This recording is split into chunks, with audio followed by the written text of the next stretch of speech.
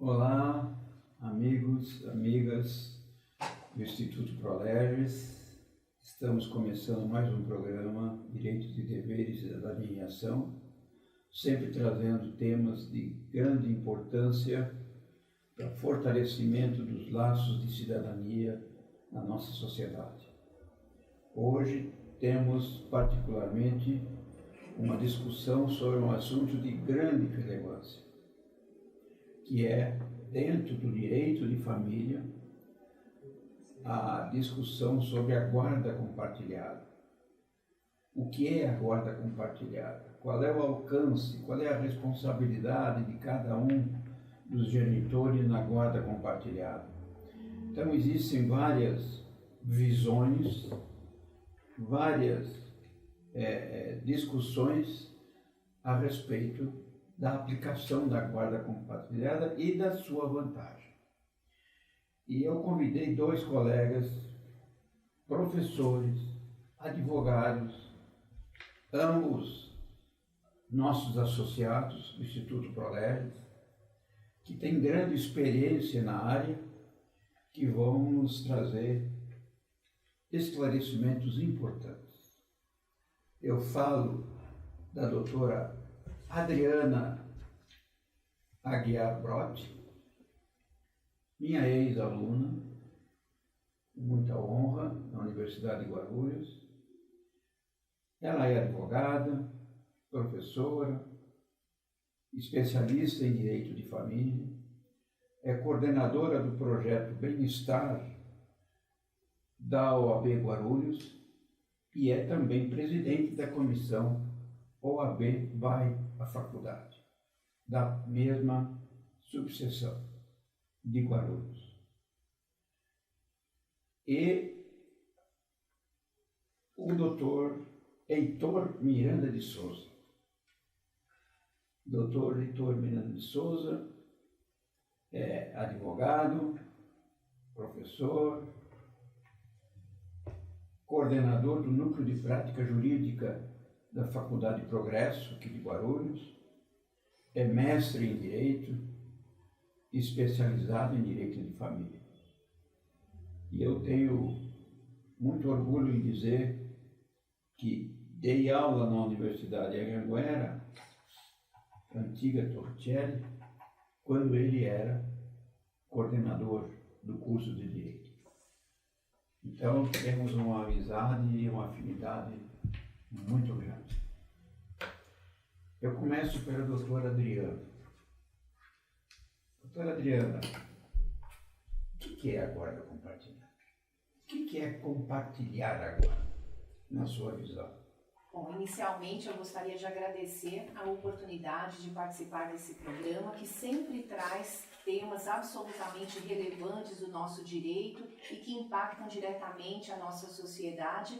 Devo dizer também, como o senhor bem mencionou, como ex-aluna, então eu que me sinto privilegiada por ter sido sua aluna e por hoje estar aqui para poder compartilhar um pouquinho da nossa experiência em relação a essa temática da guarda compartilhada, que é um tema que deveria ser estimulado, trazido por todos os profissionais do direito a todos os pais, uma vez que impacta diretamente na formação dos filhos. Então, a importância, o significado da guarda compartilhada e o que ele vai ser colocado em prática nessas atividades é o que vai impactar no desenvolvimento de crianças e adolescentes. Então, para que nós tenhamos ambientes saudáveis, famílias saudáveis, nós precisamos falar um pouco mais sobre o que é a guarda compartilhada e os efeitos sobre os filhos menores. Então, inicialmente, o que nós podemos trazer em termos de conceito? Que a guarda compartilhada venha a ser a corresponsabilização dos pais em relação aos filhos. Essa corresponsabilidade significa o quê? Que todas as decisões importantes relativas aos filhos serão tomadas pelos pais, ou seja, terão igual dever, igual direito de decidirem tudo sobre as questões que envolvem os filhos. Então, nós estamos falando não só dessa autoridade parental, mas nós estamos falando também de uma convivência física, de uma proximidade física realmente entre pais e filhos, o que eventualmente não acontecia quando nós tínhamos somente o Instituto da Guarda Unilateral, na qual nós tínhamos a guarda específica a favor de um dos genitores e o direito de visitação do outro genitor. Nós, principalmente para quem atua na área de família, eu nem gosto de utilizar muito esse termo de visitação, porque nós entendemos que ficaria algo muito vazio dentro do que é essa convivência que nós realmente defendemos que deve existir entre pais e filhos. Muito bem, doutora Adriana. E vamos ver agora o que o doutor Heitor acha disso, né? Doutor Heitor, a guarda compartilhada é importante ou não para o desenvolvimento da criança e do adolescente? Meu querido amigo Clóvis, querida colega doutora Adriana, a todos vocês que estão nos assistindo, em primeiro lugar eu quero registrar o meu agradecimento pelo convite, a minha grata satisfação de estar aqui ao lado desse grande amigo, à frente desse projeto maravilhoso e também deste programa que nos traz importantes esclarecimentos acerca de assuntos ligados à ordem jurídica. Quero dizer, meu amigo, que estamos juntos aí nessa caminhada. O nosso propósito é o mesmo, oferecer educação e, acima de tudo, conscientizar as pessoas acerca dos seus direitos. Quando nós falamos do tema guarda compartilhada, além de qualquer outro tema, eu acredito que é interessante a gente se contextualizar. Nós estamos no século XXI, quando falamos disso sob o ponto de vista jurídico, é importante deixar uma marca. Hoje, quando falamos em interpretação do direito, precisamos fazer essa interpretação em qualquer assunto a partir da Constituição. É o que a gente chama de constitucionalismo do século XXI e alguns vão chamar de neoconstitucionalismo. E com base nesse olhar, quando falamos desse assunto, temos um artigo na Constituição, mais precisamente o artigo 229, que diz assim para a gente: os pais têm o dever de assistir, cuidar e educar seus filhos menores. Então, como disse a professora Adriana, é tarefa dos dois. E aqui eu deixo um recado para você que é pai, e talvez acredite que a tarefa de educar o seu filho, se você é casado, pertence apenas à sua mãe, ou melhor, à sua esposa. Saiba que não é bem assim. Nós temos direitos iguais e responsabilidades iguais. E deixo um recado para você que é mãe e talvez seja casada ou vive em união estável. Se você aprendeu que essa tarefa é só sua, saiba que você precisa compartilhar, você precisa dividir essa tarefa com o seu esposo ou o seu companheiro. Por quê? Porque a gente está falando de valores. Valores são passados de pessoa para pessoa. Hoje, nas relações homoafetivas, da mesma forma. 2 homens adotam uma criança. 2 mulheres adotam uma criança. Não tem aquela história de um é o pai e o outro é a mãe. São pessoas educando um ser humano para a vida. Daí a minha conclusão. A guarda compartilhada é essencial, é um assunto atual, porque está de acordo com o que diz a Constituição neste valor essencial, que é a responsabilidade dos pais. Repito, criar, educar e assistir os seus filhos. Muito bem.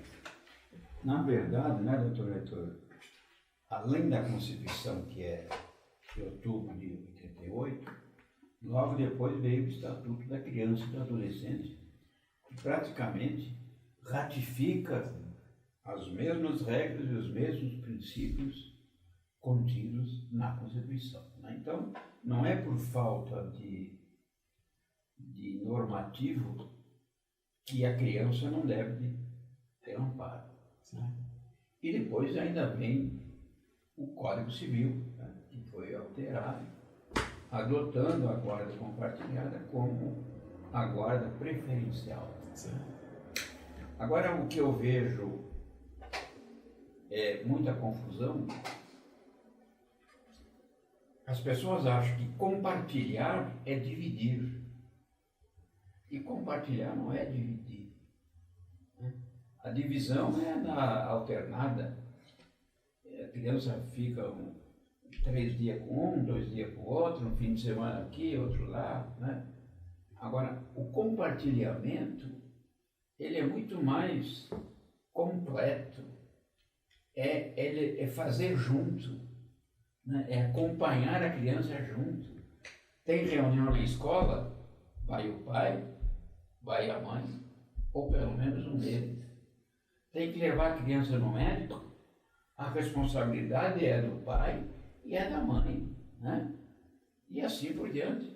Então, essa ideia é que ainda não está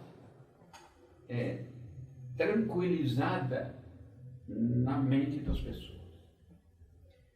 Por exemplo, doutora Adriana, uma pergunta que é certa de ser feita quando alguém vem no nosso escritório. Principalmente quando o homem vem, né? Quando o pai vem. Doutora, eu quero a guarda compartilhada. Aí a gente, né, fica até emocionado. Fala, puxa vida, que bom. Né? Aí ele faz aquela segunda pergunta. Aí eu não preciso mais pagar pensão. Como é que funciona isso? De fato, isso acontece com uma certa frequência, infelizmente. Mas antes de adentrar nessa questão da alimentação, então eu diria que a guarda compartilhada, ela vem a ser um reflexo, uma mentalidade de que ambos os pais são fundamentais na vida da criança ou adolescente, independe da idade, ambos são essenciais para a sua formação. Então todas essas modificações que vão acontecendo na legislação, na verdade é isso que vai construir essa nova cultura, para que nós possamos receber nos nossos escritórios pais que queiram adotar a guarda compartilhada, não para se excusar das suas responsabilidades, mas sim na compreensão de que essa escolha é o melhor caminho, é o que vai atender o melhor interesse daquela criança, daquele adolescente. Porque nós temos tanto essa questão legislativa, nós temos a questão constitucional, direito das famílias, né, os princípios constitucionais do direito da família, que trata justamente do melhor interesse das crianças e adolescentes. Então esse é um dos pontos. O outro é a igualdade realmente entre os pais na formação dos seus filhos. Então esse é um ponto bastante importante para a gente trazer, porque quando a gente fala em compartilhar essa responsabilidade, isso é fundamental, para que os pais tenham essa compreensão que mesmo não vivendo sob o mesmo teto, a responsabilidade em relação aos filhos não vai ser alterado, deve ser mantido. Aliás, o olhar para essas crianças, para esses adolescentes, deve ser até mais aprimorado, deve ser até mais cuidado, para que elas cresçam em ambiente saudável. Então, quando algum pai, né, chega até o escritório, né, com esse pedido, então vamos fazer uma guarda compartilhada, isso realmente nos deixa felizes no primeiro momento, porque entendemos que esse pai já desenvolveu a consciência do que é a guarda compartilhada como um fator positivo na formação do filho. Aí quando vem essa pergunta, né, a respeito dos alimentos, então aí nós entendemos que o pai realmente não está focando o melhor interesse daquele filho, daquela criança, daquele adolescente. E o que acontece? A guarda compartilhada em nada modifica a questão dos alimentos. Os alimentos, nós vamos ter sempre aquele binômio, necessidade e possibilidade. E com uma guarda compartilhada, nós podemos acrescentar um outro aspecto que é a proporcionalidade. Isso sim, nós podemos adicionar para verificar o que vai atender de fato o melhor interesse da criança. Então não altera, né, em nada a questão dos alimentos. Mesmo que seja fixado a guarda compartilhada, isso não significa que o pai ou a mãe, que seja, né, não tem obrigação alimentar. a obrigação dos alimentos é prover o sustento daquela criança. Então, isso vai ser mantido, porque nós estamos falando da responsabilidade na formação. Isso sim vai ser compartilhado. Agora, os meios de manter as necessidades das crianças, né, ou que sejam adolescentes, serão mantidos. Então, a gente costuma dizer, né, costuma explicar para os clientes exatamente isso. Quando a gente fala em guarda compartilhada, nós vamos manter o máximo possível a rotina do filho. Tanto na questão de assistência moral, afetiva, como também material. Então, o que a criança tinha, né, a seu dispor na ocasião do casamento, da união estável, deve ser mantido mesmo após o divórcio. Então, quando vem essa pergunta, né, que infelizmente ela é recorrente, então nós já esclarecemos que o fato de nós adotarmos a guarda compartilhada não vai eximir a responsabilidade dos alimentos, ele subsiste, até porque a criança depende desses alimentos para a sua subsistência. E o importante, né, doutora Adriana, doutor Heitor, é que os alimentos não é a comida em si. Os alimentos consistem no apoio dos alimentos, no apoio da educação, da saúde, Sim, do lazer, integral. do desenvolvimento integral da criança, né? Então não é porque ela está comendo aqui na minha casa, então não precisa de mais apoio, mas ela precisa de um remédio, ela precisa de um plano médico, ela precisa de um vestuário, ela precisa de ir ao dentista. Então envolve todas as despesas, né? É lógico, a gente sabe a dificuldade, nós estamos numa sociedade empobrecida, né? É lastimável, né? Então, hoje cedo assisti um programa onde só no estado de São Paulo nós temos 760 mil famílias em pobreza total. Quer dizer, fica difícil. Se a pessoa não tem condições da própria subsistência, ajudar na subsistência de filhos fora do casamento ainda fica muito pior, né? Mas tem que se virar, né? Porque na hora de fazer o filho foi fácil, né? Sim. Agora, na hora de criar o filho e de dar um direcionamento, é que é complicado. Doutor Heitor, me diga uma coisa. Quando é que o pai não tem direito à guarda compartilhada? Porque a guarda compartilhada hoje é a regra, né? Está no Código Civil. Mas quando é que o juiz verifica que o pai não tem condições de compartilhar uma guarda? Excelente pergunta, professor Clóvis. Pegando um gancho na pergunta que foi feita à doutora Adriana, eu gostaria de afirmar para vocês que estão nos assistindo o seguinte: alimentos e guarda são assuntos diferentes. Sim. Quando nós falamos em guarda, nós estamos falando de um assunto chamado poder familiar, que é exatamente essa responsabilidade quanto à educação, quanto à assistência, quanto à criação dos filhos.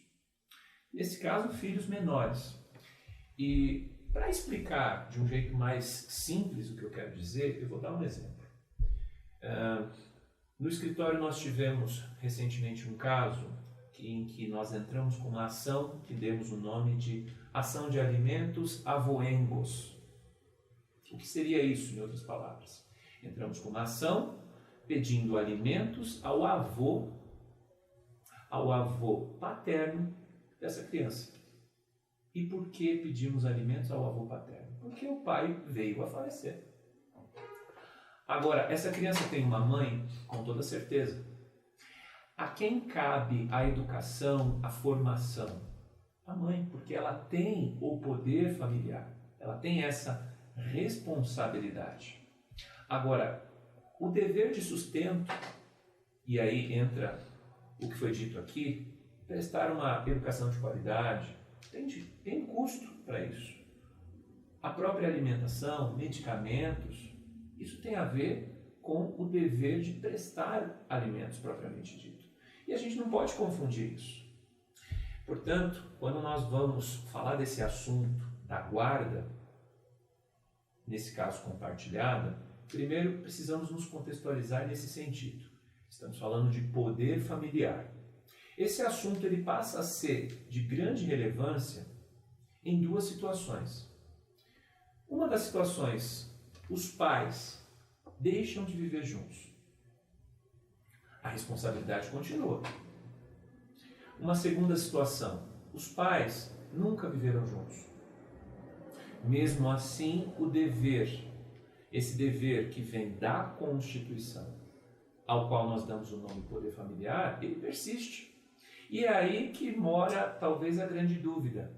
A quem nós vamos atribuir essa responsabilidade?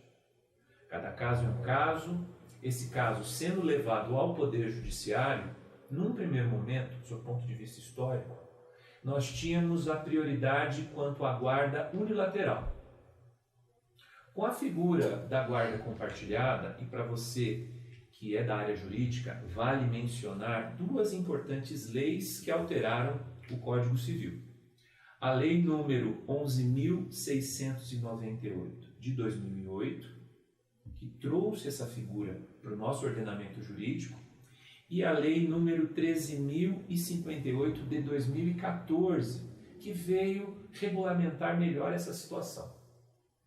Hoje nós temos um entendimento, como foi dito aqui, que na dúvida, ou até mesmo como prioridade, a guarda deve ser compartilhada. Por quê?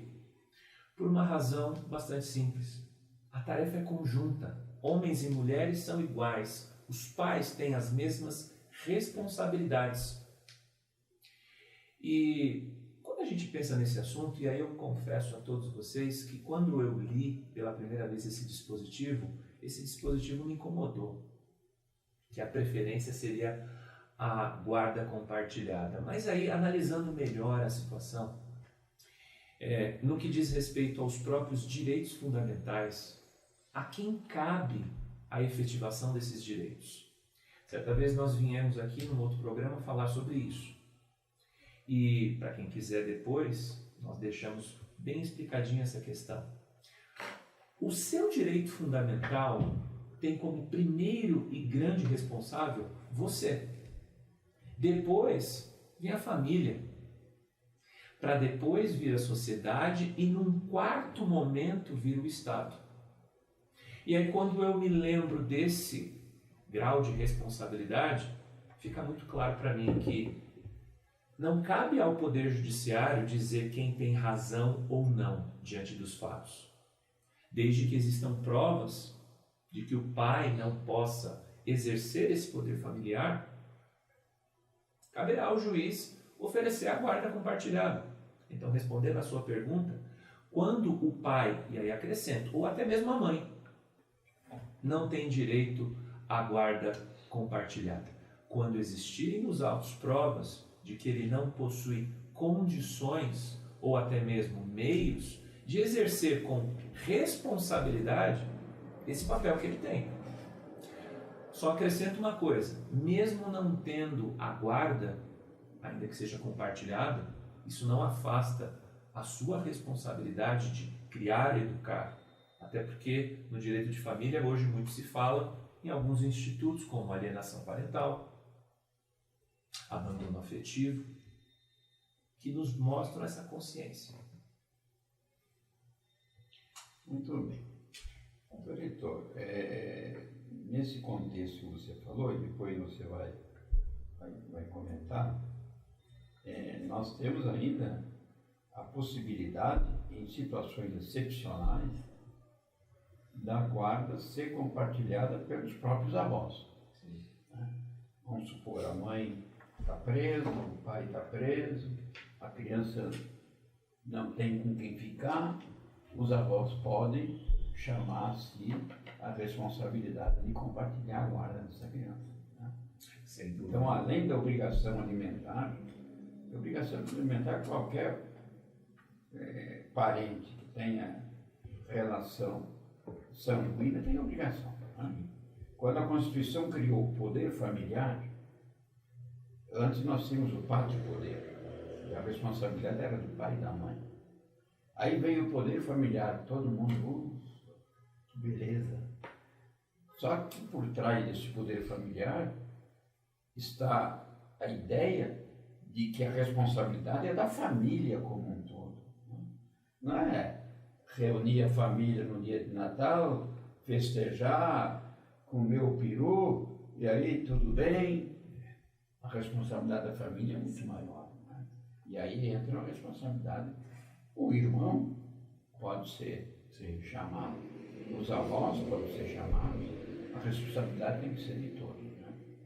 Bom, mas aí depois você faz observação a respeito disso. Doutora Adriana, a gente também recebe no nosso escritório, às vezes, o pai falando de separação, papá, eu quero ficar com meu filho. Qual é a idade do seu filho? Ele tem 3 meses. É possível compartilhar uma guarda de uma criança de 3 meses, 4 meses, recém-nascido? Ou a partir de quando que o compartilhamento vai ser possível? Na prática. Sim, o compartilhamento, né, da guarda pode ser feito com filhos de qualquer idade. Tá? Então não importa se tem 1 mês, 3 meses, então no primeiro momento nós vamos sempre acolher o que foi acordado entre as partes. E nós sabemos que, em regra, então, que a lei versa justamente sobre a guarda compartilhada. Agora, o que vai diferenciar esses casos, dependendo da idade da criança, é justamente como vai ser estabelecida a convivência. Porque nós falamos aqui muito a respeito do melhor interesse da criança ou do adolescente. Então, nesse caso de um bebê, quais são os cuidados que esse bebê exige? Qual dos pais está melhor preparado para auxiliar o desenvolvimento dessa criança nesse momento? Então, o que vai ser olhado é justamente como pode ser feita uma composição em termos da convivência com essa criança. Então, por exemplo, se está num período de amamentação, então possivelmente não será possível pernoitar com essa criança. Tem esse detalhe bastante importante, então nós precisamos respeitar quais são as necessidades dessa criança. É esse olhar que nós, enquanto profissionais, auxiliamos os pais a desenvolverem. Porque não basta simplesmente, não, eu quero que o meu filho fique comigo. Mas se ele requer outro tipo de cuidado naquela fase específica, então nós podemos ter essa guarda compartilhada. Então, mais uma vez, lembrando essa corresponsabilização de escolhas de direitos em relação a essa criança. E a outra coisa, né, o outro aspecto seria justamente a convivência. Como é que eu vou fixar essa convivência durante esse período? Então, por exemplo, quando nós temos alguma situação desse gênero no escritório, então o que nós vamos fazer? Então, no primeiro momento, vamos estabelecer uma convivência em que não é possível pernoitar com o pai. Mas a partir de uma idade específica, então a gente já vai ampliando essa convivência, até que a gente possa ter uma convivência o mais equilibrada possível. O senhor trouxe um exemplo de um bebê, né, de uma criança de 3 meses, mas nós temos situações, então crianças com mais idade, que já estejam em idade escolar. Então o que nós procuramos orientar? Para que seja uma rotina mais próxima do que era na ocasião da família, né, vivendo sob o mesmo teto. Então, se o pai ia buscar na escola, continue buscando na escola, não precisa fazer alteração da rotina. Então, para a criança, a rotina ela não pode ser alterada, não deve ser alterada de forma drástica. Isso sim é prejudicial. Então, nós vamos buscar o máximo possível manter a dinâmica familiar. E nesses casos, como o senhor trouxe, né, de um recém-nascido, enfim, de um bebê, então nós sabemos que nessa fase é muito importante estar próximo da mãe. Basta fazer esses ajustes na convivência e trazer essa consciência para os pais, porque infelizmente, quando estamos numa situação de divórcio, de dissolução de união estável, seja lá qual for o instituto, nós sabemos que tem uma carga emocional muito grande envolvida. Então é isso que nós precisamos trabalhar para que o foco realmente seja a criança. E a partir do momento que nós conseguimos colocar esse foco, esse olhar cuidadoso sobre a criança, nós conseguimos encontrar esses caminhos viáveis para essa nova organização familiar. Na verdade, sempre tem que ser buscado o bem-estar da criança e do adolescente, né? Sim, mas nós sabemos que, nós até conversávamos sobre isso alguns instantes antes, da necessidade da nossa legislação, desses avanços, como é o direito avoengo, como o doutor Heitor trouxe aqui também, a questão da atualização da guarda compartilhada, a lei de alienação parental. Todas essas leis, elas são essenciais no nosso ordenamento jurídico para trazer uma nova formação cultural, para que haja realmente esse entendimento de que pai e mãe é essencial na formação de um filho. Embora pareça óbvio, não é. Na nossa prática, nós sabemos que não é. Eu já atendi muitos pais que entendiam que com o divórcio, quando eu questionava como seria a guarda, eles questionavam, mas a guarda não é sempre da mãe? Então essa é uma observação muito importante. Então a sociedade, ela está mudando, todas essas legislações que nós estamos fazendo referência aqui têm nos ajudado nisso, e é a partir dessa formação, dessa cultura. Então como se forma essa cultura? Pela oportunidade de um programa como esse, para nós podermos falar sobre essas temáticas. Então, quanto mais as pessoas ouvirem, quanto mais as pessoas se sensibilizarem, mais nós estamos caminhando para auxiliar na formação de crianças e adolescentes saudáveis, dentro de famílias e ambientes saudáveis. Na verdade, essa história de que o filho fica com a mãe, isso remonta a alguns anos atrás, quando a mãe trabalhava praticamente, tinha pouca oportunidade de trabalhar fora de casa, né? E que ficava no lar, né? Então ela tinha mais tempo, mais disponibilidade. Sim. Hoje, que a mulher está inserida no mercado de trabalho, disputando vaga a vaga, como se fala, né? Logicamente que o tempo que ela tem é tão curto quanto o do homem, né? E às vezes até menor, né? Porque as responsabilidades dela com o lar continuam, só que ela tem as responsabilidades fora de casa. Agora, doutor Heitor, vamos imaginar que chega no seu escritório um casal separar, quero divorciar, amigavelmente, sem nenhum problema. Aí tem 3 filhos menores. Aí o camarada fala, bom, eu quero compartilhar a guarda. Aí você fala, ótimo, mas olha, eu estou indo para Ribeirão Preto. E a minha mulher fala, eu vou ficar aqui em Guarulhos. Como é que você decide esse problema? Como é que vamos compartilhar a guarda de 3 filhos, o pai morando em Ribeirão Preto, na linda Ribeirão Preto, né? E a mãe morando em Guarulhos?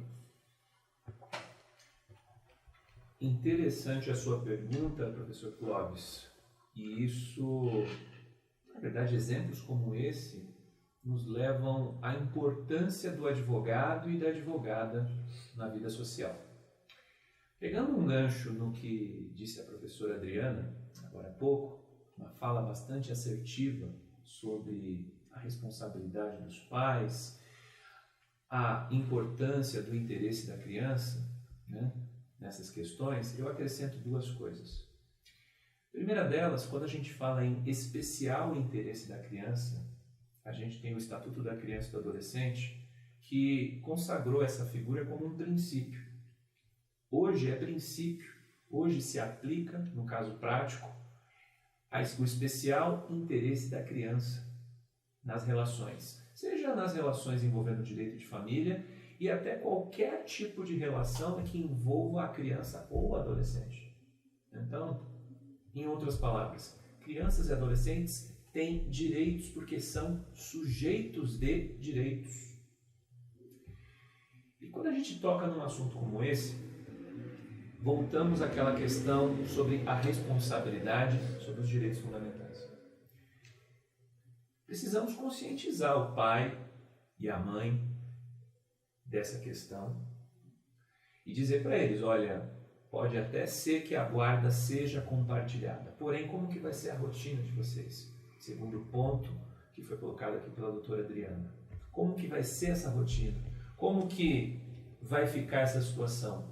As crianças vão estudar lá em Ribeirão Preto, a mãe vai ter, até mesmo por meio das ferramentas digitais, um acesso contínuo, constante aos filhos. Como que vocês vão fazer esse planejamento? Quando eu penso em guarda compartilhada, e aqui é uma visão pessoal, e até um sentimento pessoal, me vem sempre à mente a palavra consenso. Então, como que eu buscaria solucionar esse caso? Se o divórcio é consensual, vamos de forma consensual, conscientes ambos, seja o esposo e a esposa, de tudo aquilo que precisa ser ajustado para fazermos a dissolução dos dois adultos. Porque esse vínculo com os filhos menores prevalecerá.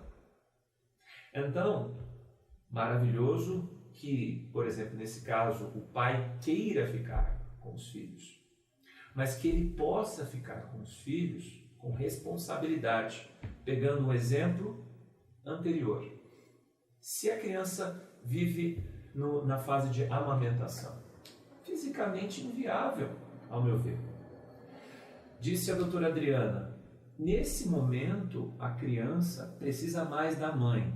Eu acrescento uma vírgula, mas isso não quer dizer que o afeto do pai não seja importante. A gente precisa equilibrar esse tipo de situação. E equilibrar, às vezes, é ceder um pouco mais para que o resultado possa ser alcançado. E repito, porque acredito que programas como esse, conversas como essa, algumas coisas precisam ser repetidas. Disse a Constituição uma regra, eu digo algo a mais do que isso. Disse a Constituição um valor. Os pais têm o dever. Talvez os valores de uma determinada pessoa sejam no sentido de a quem cabe isso é a mulher. Mas diz a Constituição algo para que a gente possa avançar nesse processo social em que somos iguais.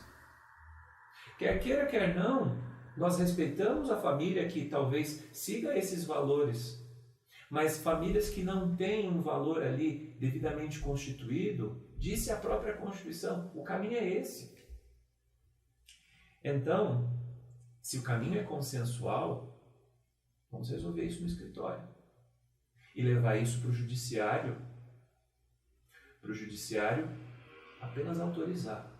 E eu aprendi uma coisa que eu quero compartilhar com vocês que estão nos assistindo. Certa vez eu fiz um divórcio que era antes litigioso, depois virou consensual.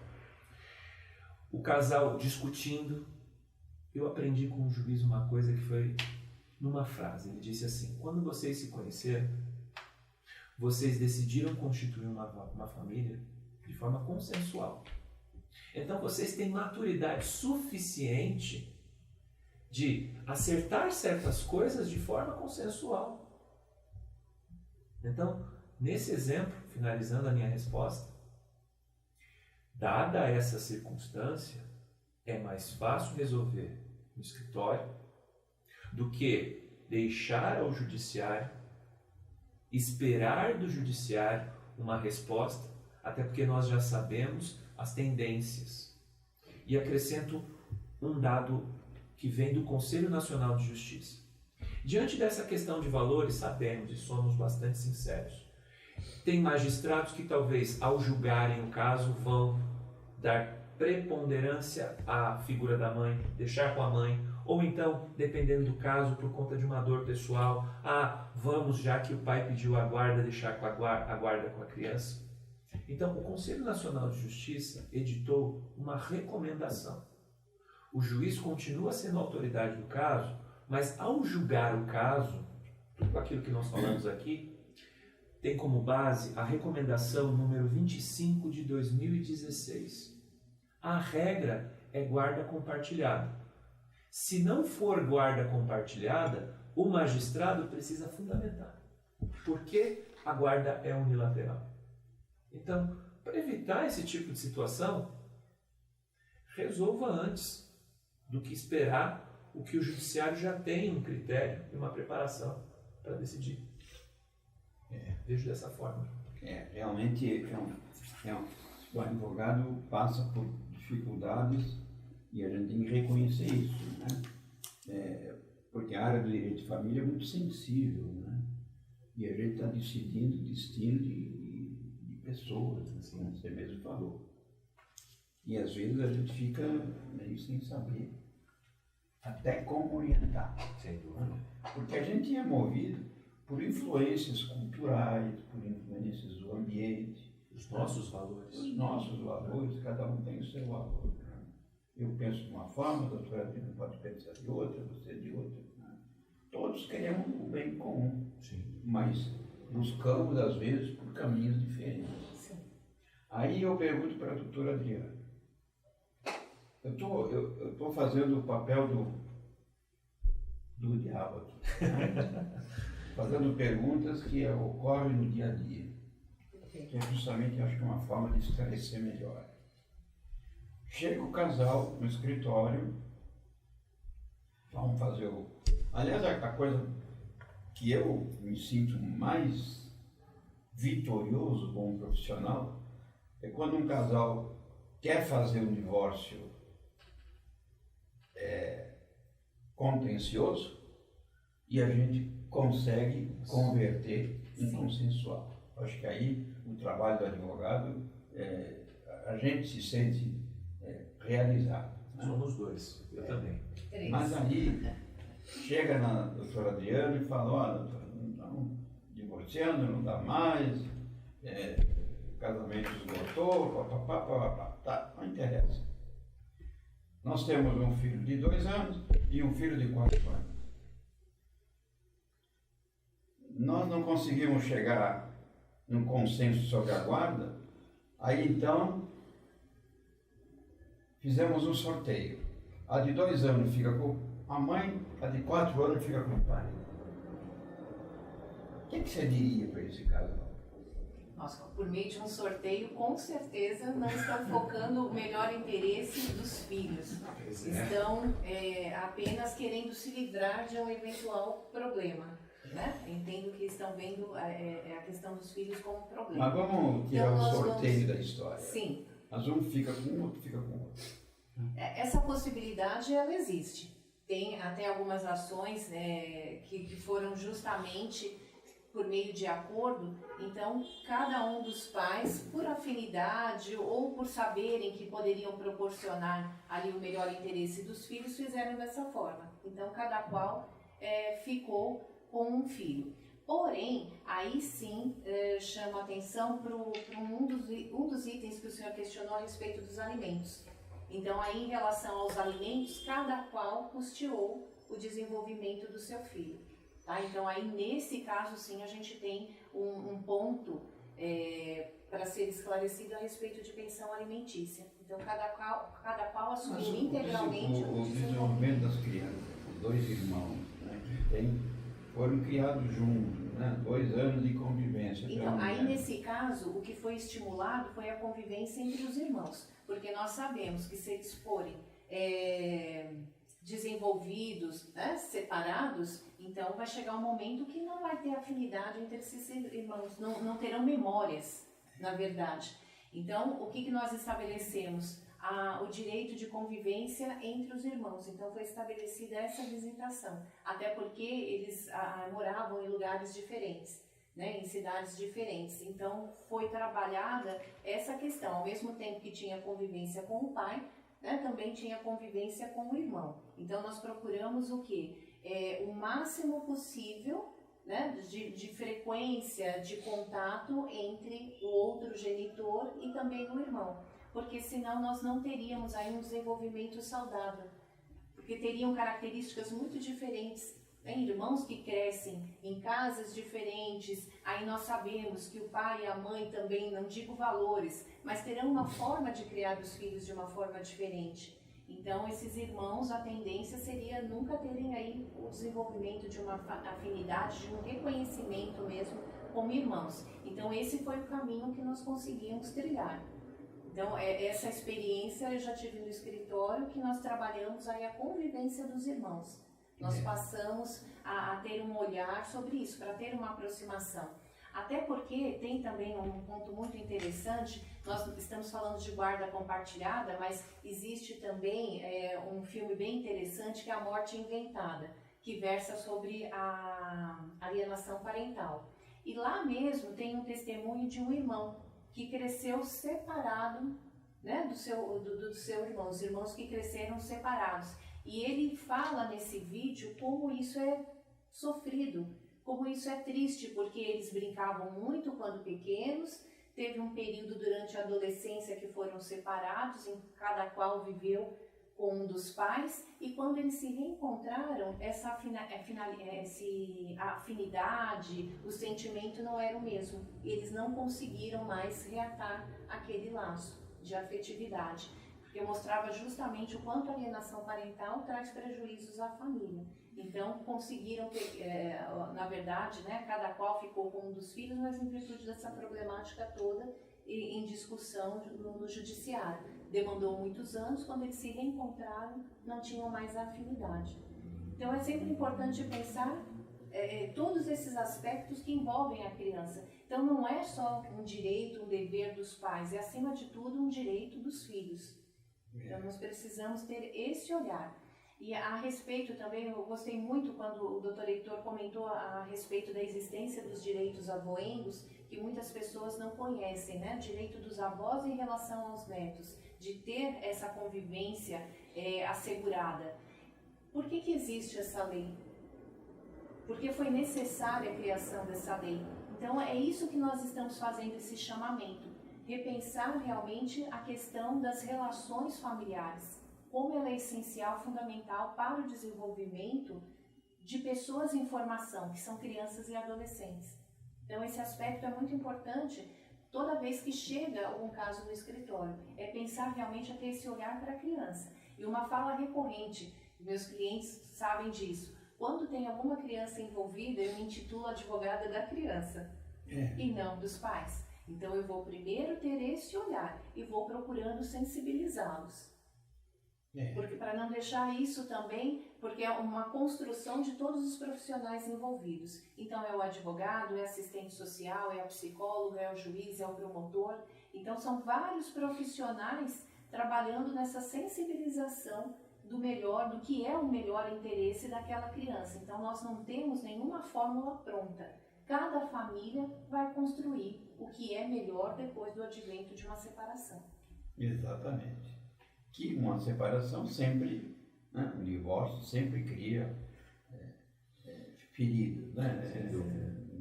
Não existe esse negócio de separação tranquila, né, porque sempre existe a mágoa, sempre existe, né, os interesses contrariados, aquela coisa toda. Doutor Heitor, nós vamos para a última pergunta para você. Eu vou fazer duas perguntas em uma só. Primeiro, você acha que os juízes, de uma forma geral, estão preparados para aplicar o Instituto da Guarda Compartilhada? Essa é a primeira pergunta.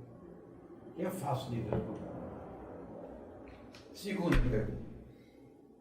Se você fosse consultado ou convidado para formar uma comissão e formular ideias para a melhoria da legislação, o que você colocaria na legislação para melhorar a guarda compartilhada? Eu respondo à primeira pergunta desse meu querido amigo e professor falando da nossa rotina noturna. À noite somos professores. E por que eu sou professor? Porque eu acredito na educação, nesse processo de transformação. E eu tenho esperança, quando eu vejo os acadêmicos se formando, que nós vamos formar pessoas conscientes do contexto em que estamos. Hoje, quando eu olho para o judiciário, eu vejo poucos magistrados prontos para aplicar o direito de família da forma como os valores são pregados hoje. Poderia aqui falar deste assunto por horas, citando juspositivismo, pós-positivismo, questões pessoais, posicionamentos machistas, homofóbicos, poderia falar de tudo isso um pouco. Mas eu acredito, novamente, na educação. Acredito que o judiciário está mudando. Temos juízes hoje mais conscientes do que no passado, mas ainda precisamos andar mais. Estamos engatinhando, adotando aqui um trocadilho com as crianças. Os valores estão aí, eles estão sendo fortalecidos, porém o judiciário precisa deste suporte que vem de onde? Da academia. Dos acadêmicos que hoje nós estamos formando. Então, eu, como disse o professor Clóvis, sou responsável pelo núcleo de práticas jurídicas da instituição onde eu estou. E lá nós pregamos esses valores. Lá no núcleo de prática nós fazemos atendimento em especial das questões relativas ao direito de família. Já fizemos conciliação, já fizemos negociação, já fizemos mediação. Recentemente fizemos um divórcio consensual que por mais de 6 meses era litigioso e conseguimos convertê-lo em consensual. Jovens que acreditam nos valores que estão sendo apregoados hoje e que com certeza, ingressando na carreira da magistratura, estarão mais preparados para isso. Quando eu falo na legislação, e aí respondendo a segunda pergunta, eu acredito que o Instituto tem uma grande importância e ele poderia ficar melhor se nós ouvíssemos mais a criança. Porque diz o Estatuto da Criança e do Adolescente que o adolescente sim é obrigado a falar. O juiz é obrigado a ouvi-lo, mas e a criança? Por vezes, como disse a doutora Adriana, ela é advogada da criança. Eu também sou numa questão como essa. Por quê? Porque é esse o norte no que diz respeito ao exercício do poder familiar. É tirar o foco dos adultos e buscar o melhor interesse à criança. Então, se eu pudesse deixar uma contribuição, seria nesse sentido, de possibilitar o diálogo por meio de mecanismos em que a criança tenha voz num processo envolvendo guarda compartilhada. Muito bem, é isso aí. Doutora Adriana, eu vou fazer a mesma coisa que você. Duas perguntas numa só. Primeira, um apoio interdisciplinar no aconselhamento de um divórcio, discutindo a guarda compartilhada, você acha que seria viável ou não? Aconselhável ou não? Nós sabemos que não temos estrutura para isso. Lamentavelmente, nós temos 2 psicólogos para cuidar de uma comarca de 1.300.000 habitantes.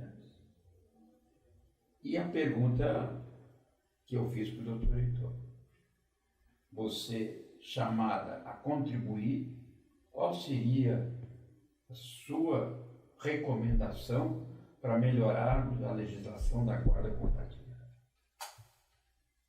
Bem, doutor Clóvis, eu entendo que nós dispormos de uma equipe interdisciplinar, multidisciplinar, é fundamental. Hoje nós temos também a utilização da mediação familiar como sendo algo absolutamente favorável para que nós tenhamos desfechos como o compartilhado pelo Dr. Heitor. Nós conseguimos transformar um divórcio litigioso em consensual. Então, a mesma coisa para questões que envolvem crianças e adolescentes. Por quê? Nós, profissionais, muitas vezes somos os primeiros que estamos ali lidando com aquelas questões que a família nos traz. E nós temos uma formação técnica, jurídica. Muitos colegas têm uma formação também que envolve psicologia, que envolve outras temáticas, mas nós não podemos sair muito do nosso papel. Então, nós precisamos orientar os nossos clientes, mas muitas vezes nós precisamos de uma equipe com mais experiência para poder formular o que vai acontecer, qual é o futuro dessa família se persistirem nesse litígio. Quais são os efeitos desse litígio na formação dessa criança, desse adolescente? Então, nós precisamos sim dessa equipe. O que nós entendemos é que realmente o judiciário hoje não atende a essa demanda. Nós precisaríamos, por exemplo, quando um juiz se deparasse com uma ação de disputa de guarda, uma ação de alienação parental, que esses processos eles tivessem um cuidado específico. Que cuidado seria esse? No primeiro momento, entende-se que esteja acontecendo alienação parental, que aquela advertência que consta na legislação já acontecesse de pronto. Quais são os efeitos que essa alienação pode causar? O que pode, acontecer com esse alienador? No caso da guarda compartilhada, a mesma coisa. Estão disputando uma guarda, mas vocês pararam, pais, para olharem o que é o melhor para essa criança?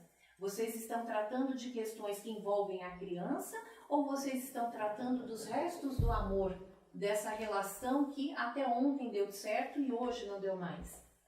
Então, o meu entendimento é que nós precisamos de mais profissionais disponíveis para essas ações. Porque só o profissional, o advogado, o promotor, como o senhor bem disse, uma assistente social, uma psicóloga, o juiz, o promotor, não são suficientes para os tipos de demanda que nós recebemos. Nós encontramos realmente, infelizmente, famílias fragilizadas, perdidas em meio a essas emoções. Então, nós precisamos dessas equipes. Então, a mediação hoje, eu sempre vi com bons olhos, sempre fui entusiasta da mediação familiar, justamente para procurar trazer o restabelecimento de uma comunicação respeitosa entre as partes. E nós sabemos que em uma audiência, um juiz ele não é capaz de fazer isso. Nem seria a função dele. Então, nós temos outros instrumentos, nós temos outros mecanismos, e eu entendo que é a estrutura do judiciário que precisa ser revista, que já é uma deficiência identificada há muitos anos. E é isso que nós precisamos trabalhar, atuar para atender as demandas familiares. Nós já tivemos um avanço no passado, que são as varas especializadas em direito de família. Então, isso já foi um grande ganho. Então, em Guarulhos, por exemplo, desde 2006, nós temos as varas especializadas em família. Então, nós entendemos que todos os profissionais que estão ali à nossa disposição têm mais sensibilidade para atuar nesses casos, mas falta ainda a estrutura. Então, essa estrutura que seria a grande contribuição para todas as famílias que procuram ali o judiciário. Estender a obrigatoriedade dessa estrutura. Sim. E ter realmente essas advertências. Eu entendo que advertências seriam muito pontuais. Uma coisa é o advogado, ali orientando. É claro que o advogado tem essa autoridade, mas a partir do momento que nós temos um promotor, um juiz, que também possa fazer advertências do que pode acontecer legalmente com esse pai, com essa mãe. Acho que o psicólogo também, Sim. Direcionamento. Sim, exatamente. Porque me lembrou até um caso também de guarda compartilhada, que a princípio o pai não queria guarda compartilhada. Aliás, ele não queria mesmo. E aí, essa criança, ela tinha algumas deficiências que exigiam muito da mãe. A mãe praticamente ela não podia trabalhar porque o tempo todo ela precisava dedicar para essa criança. e foi a guarda compartilhada justamente por uma imposição do juiz, porque naquela ocasião era preferencialmente compartilhada, mas ali, no caso, o juiz realmente obrigou, né? Firmou que fosse realmente a guarda compartilhada, compreendendo que aquela criança precisava dos dois, que seria um ônus muito grande somente para a mãe. Mas nós precisamos contar com essa sensibilidade dos profissionais, mas precisamos também de uma estrutura maior. Muito bem. Gente, que papo gostoso que nós tivemos a oportunidade de fazer hoje, né? Nesse programa, para discutir um assunto de tanta relevância, com dois profissionais de destaque e queridos amigos. Nós falamos muito no meio da nossa conversa sobre alienação parental.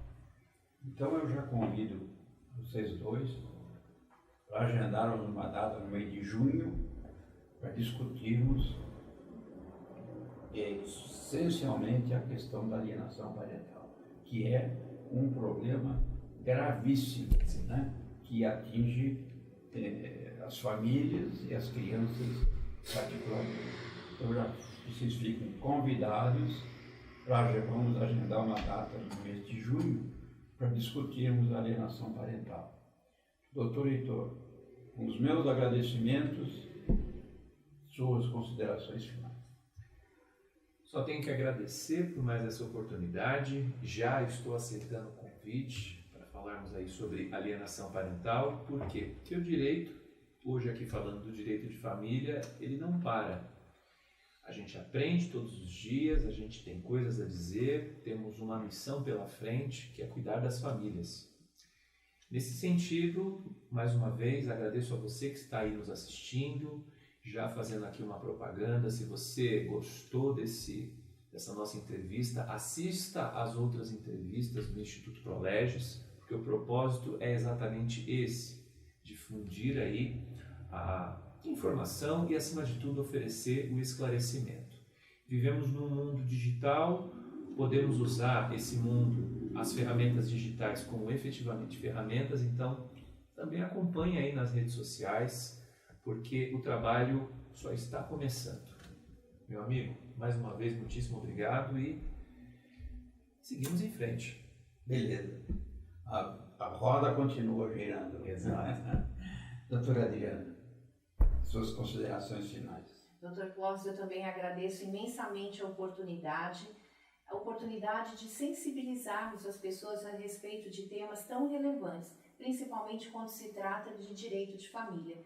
Então, eu agradeço mais uma vez, aceito o próximo convite para falarmos sobre alienação parental, que é outra temática que exige que cada um de nós também se sensibilize pelas questões que envolvem pessoas em formação, crianças e adolescentes. Então, toda vez que nós tivermos essa oportunidade, que possamos realmente aproveitar.